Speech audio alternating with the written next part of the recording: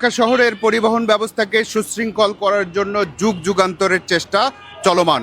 কখনো ট্রাফিক ব্যবস্থাকে ঢেলে সাজানো, কখনো আইনের প্রয়োগ, কখনো বা আধুনিকায়ন। কিন্তু এসব উদ্যোগের পর মাত্র কয়েকদিন পর্যন্তই এর ফলাফল দৃশ্যমান থাকে।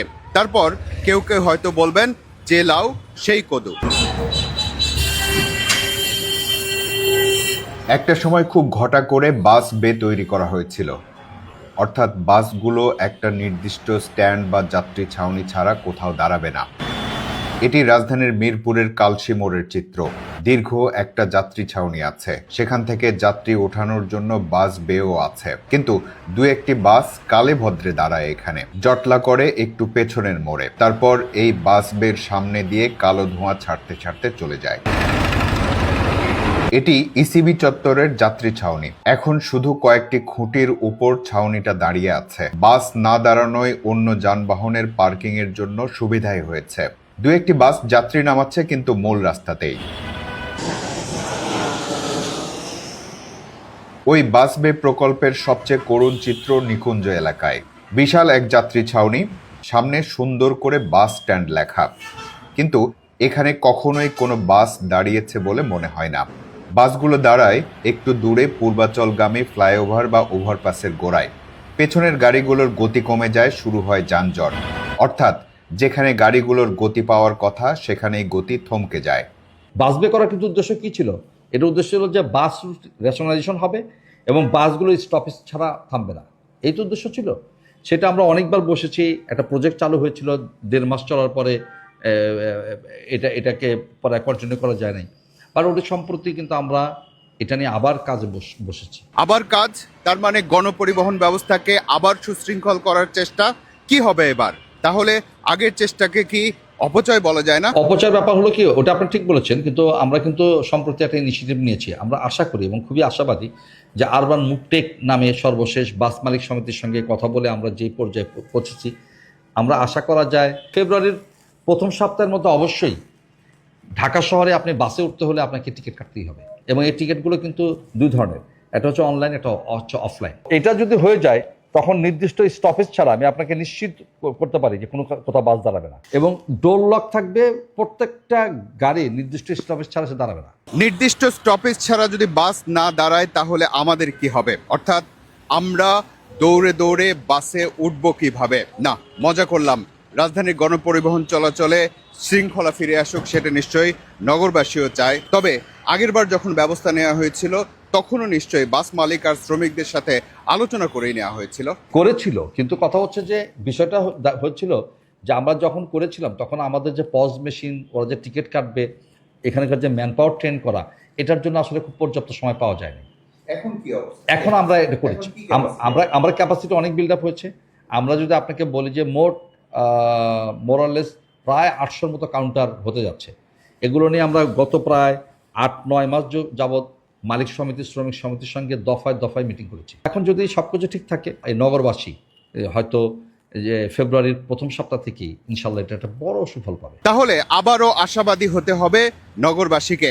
বাসের জন্য যে টিকিটের ব্যবস্থা চালু হতে যাচ্ছে, তার ব্যবহার সম্পর্কে জানতে চাই এই পুলিশ কর্মকর্তার কাছ থেকে। আসলে বিষয়টা হচ্ছে কি, যে আপনি এসে আপনার পছন্দের কথা বলবেন, যে আপনি কোন সার্ভিসে যেতে চাচ্ছেন। আপনার কাছে একটা পজ মেশিন, একটা লোক দাঁড়িয়ে আছে, আর ইটস ইয়োর চয়েস যে আপনি কোন পরিবহনের ব্যবহার করবেন।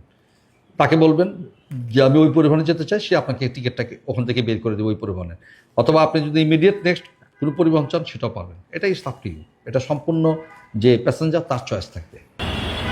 পুলিশের পক্ষ থেকে বলা হচ্ছে, দুইভাবে এই টিকিট সংগ্রহ করা যাবে, ওয়েবসাইট থেকে অথবা বাস কাউন্টার থেকে। যে ওয়েবসাইটের কথা বলা হচ্ছে, সেই urbantek.com এ প্রবেশ করলাম। শুরুতেই এই ব্যবস্থার কিছু সুবিধার কথা বলা হচ্ছে, যেমন কাছাকাছি বাস স্টপ খুঁজে পাওয়া, সেই বাস স্টপ থেকে কোন কোন রুটে যাওয়া যাবে তা বের করা সহ মোট 8টি সুবিধা।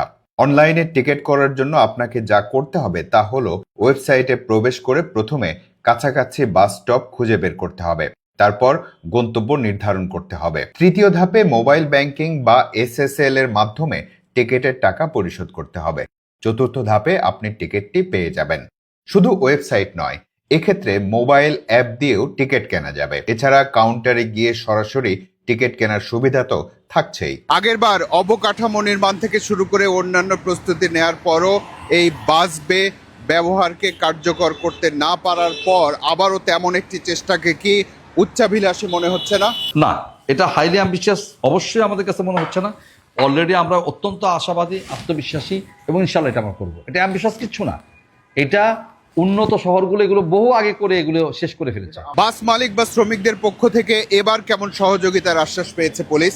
মালিকরা হচ্ছে কি দিন শেষে যে প্রতিষ্ঠানটা করবে মালিকের অ্যাকাউন্টে অটো টাকা চলে যাবে, এবং সবচেয়ে বড় কথা হচ্ছে প্রতিদিন প্রতিটা মালিক সে দেখতে পারবে যে তার আজকে বাসে কতজন প্যাসেঞ্জার উঠেছিল, এবং সে ঘরে বসে দেখতে পারবে তার বাসে আজকে কত টাকা আয় হয়েছে।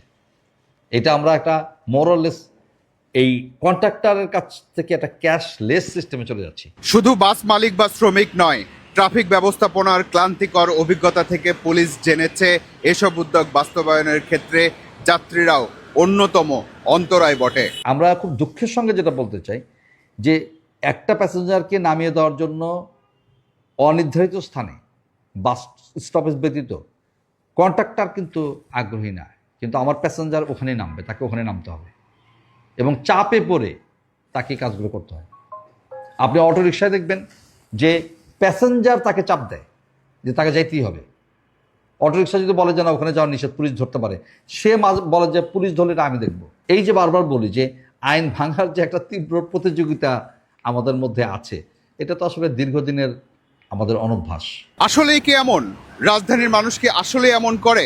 পুলিশের পক্ষ থেকে বলা হচ্ছে মেট্রো রেলের ক্ষেত্রে যদি মানুষ টিকিট ব্যবস্থায় অভ্যস্ত হতে পারে তাহলে বাসের ক্ষেত্রেও পারবে। আবারও তাহলে দেখা যাক গণপরিবহন অর্থাৎ রাজধানীর গণপরিবহনের শৃঙ্খলা ফেরাতে পুলিশের এবারের চেষ্টা সফল হয় কিনা। মঞ্জুরুল করিম, প্রবাস কথা, ঢাকা।